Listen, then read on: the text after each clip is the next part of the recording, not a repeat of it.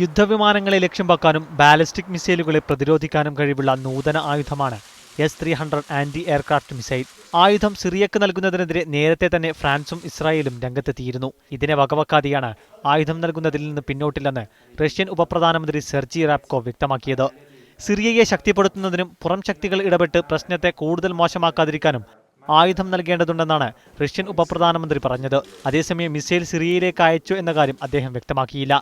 ഇസ്രായേലിന് മുകളിലൂടെ പറക്കുന്ന യുദ്ധവിമാനങ്ങളെയും സിവിലിയൻ വിമാനങ്ങളെയും ആക്രമിക്കാൻ മിസൈൽ കൊണ്ട് സാധിക്കുമെന്ന് ഇസ്രായേൽ ഇന്റലിജൻസ് മന്ത്രി യുവാൻ സ്റ്റൈനിസ് പറഞ്ഞു. SA-300 are not just defensive, but also in our case offensive weapons.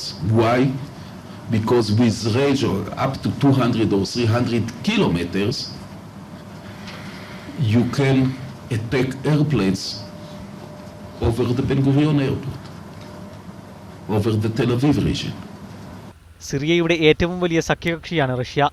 സിറിയയുടെ പ്രധാന ആയുധ വിതരണക്കാരും ആഗോളതലത്തിൽ സിറിയയുടെ താൽപ്പര്യങ്ങൾ സംരക്ഷിക്കുന്നതും റഷ്യയാണ്. സിറിയൻ ആഭ്യന്തര യുദ്ധത്തിന് പരിഹാരം കാണാൻ റഷ്യയുടെ നേതൃത്വത്തിൽ ശ്രമങ്ങൾ നടക്കവേ തന്നെയാണ് ആയുധം നൽകാനും തീരുമാനിച്ചിരിക്കുന്നത്. News desk, media 1.